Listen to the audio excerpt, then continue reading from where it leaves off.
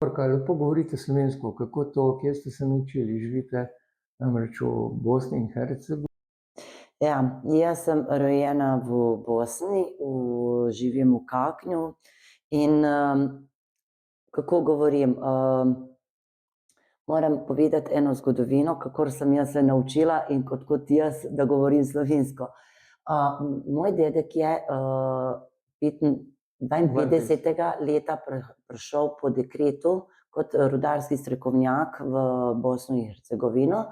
Eno leto potem je pripeljal celo družino, staro mamo, atu, pa še strica.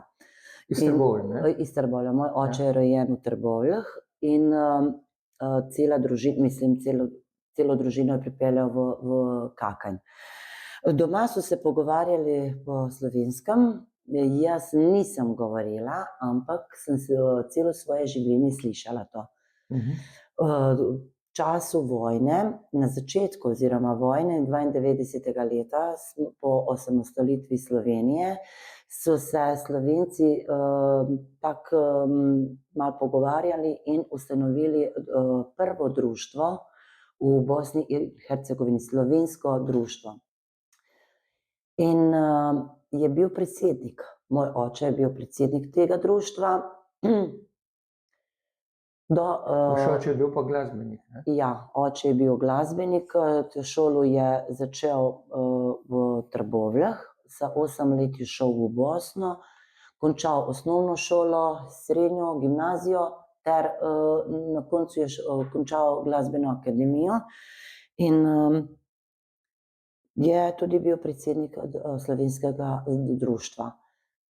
2014 je zavedno nas zapustil in potem so člani društva za njega bili zelo hvaležni za njegovo delo in zdaj naše društvo nosi njegovo ime, oziroma Slovensko združenje meščanov Jožef Špringer Kakanj. In vi ste takrat prevzeli društvo? Potem sem jaz, ko sem bila največ vključena v vse te dejavnosti, prevzela društvo in sem kot Slovenka, kot njegova hčerka, ni šlo, da bi se jaz predstavljala naše društvo, katero nosi njegovo ime, da bi jaz se po bosanskem jeziku pogovarjala z drugimi društvimi, tako da predstavljam društvo na bosanskem jeziku. In ste se 2014 začeli govoriti? Tako, ker je bilo ta čas, da začnem, ampak se nisem učila, ker nimam niti enega razreda slovenskega jezika in samo sem začela govoriti. Potem sem se priključila dopolnilnemu pouku slovenskega jezika in kulture, kateri imamo v našem društvu. Hvaležni smo, zelo smo hvaležni Uradu za Slovence v zamejstvu in po svetu, pa še Ministrstvu šolstva, kateri podpirajo naše delo, naš rad, naš pouk, podpirajo mlade, pa niso pozabili tudi starejše člane našega društva.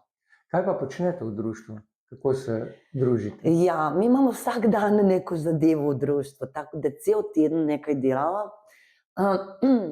Ponedeljkoma imamo sekcijo žena, katere se poskrbijo za obleke, za jedi, sladice, na takšni pomembni prireditvi, kateri organiziramo. Pa še delamo za diplomatski dobrodelni novoletni bazar.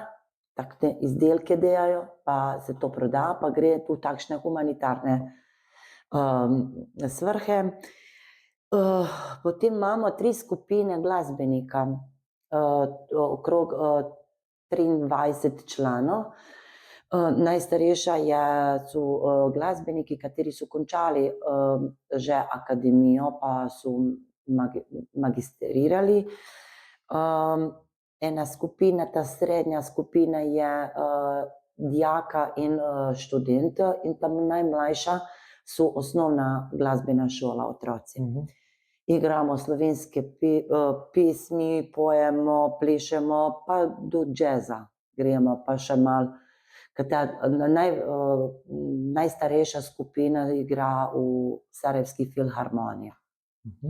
Moja dva otroka so šla dedikovim potem, oba sta glasbenika, ta starejši Benjamin je končal, je dal magisterij na trobenti, ta mali igra tudi trobento, ampak je šel na zdravstvo. Zdravnik. Kaj še počnete v društvu? Proslave verjetno, ne? Vse proslave, imamo še planince, kateri zelo rada grejo v hribe, pa dopolnilni pouk slovenskega jezika in kulture, likovno sekcijo, zelo rada rišejo. V društvu dobili smo od občine ko manjšina prostore, v kateri se zberemo za sestanke, za sekcije, za vse proslave. Naš najpomembnejši praznik, dogodek je naš dan društva, 2. februarja, potem Prešernovi dnevi, 8. marec, dan žena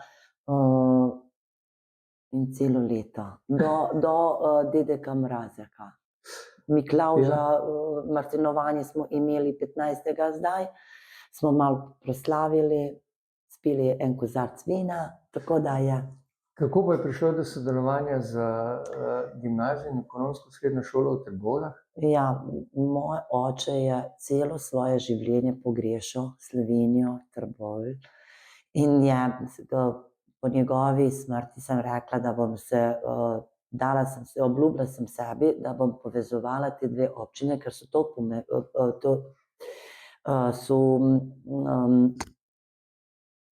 podobne so. Imajo industrijo, rudnik, elektrarno, cementarno, vse, tudi so podobne. In sem rekla, bom naredila to povezavo. V tem času je največ naših dijakov slovenskih korenin šlo v gimnazijo. In to je bila najboljša možna povezava, da bi začeli. So zadovoljni mladi s temi stiki? So zadovoljni mladi? Seveda, z veseljem. Oni samo komaj čakajo, da bi šli na to povezavo, in seveda so veseli, da so gostitelji tudi. To je mladina, veste, kako se oni tako brzo vse povezujejo, in sem vesela, da so še 8 let, kako je začela ta povezava. Samo širijo se. Stiki ti, ampak so še vedno v stiki imajo. Ne vem, kako bi to zdaj povedala, da so mladi, veste, oni na Facebooku, na Instagramu to imajo. Kako pa vi gledate na Trbovlje? Ja, imam tremo kdaj, tako, ne vem, kako bi rekla, ko mi čakam, da pridem. Zdaj imam še nekaj sorodnika, ampak z veseljem pridem k njim. Na tej povezavi sem dobila takšne prijatelje, da je za ne verjeti. Da so to prijatelji za celo življenje. Gospa Davorka, najlepša. Jaz bom s tem še povedala, da pred 3 leta, ker smo bili na obisku pri županu, smo se pogovarjali o možnosti povezave občine.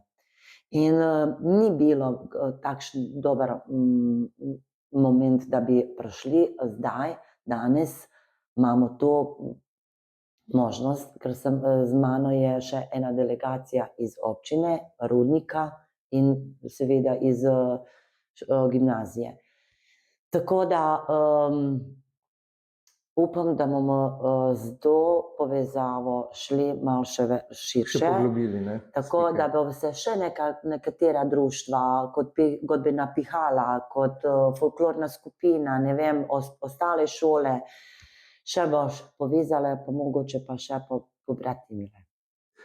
Gospa Davorka, najlepša hvala za ta prijazen pogovor in veliko uspeha in vse dobro v življenju. Najlepša hvala za povabilo in za lep pogovor.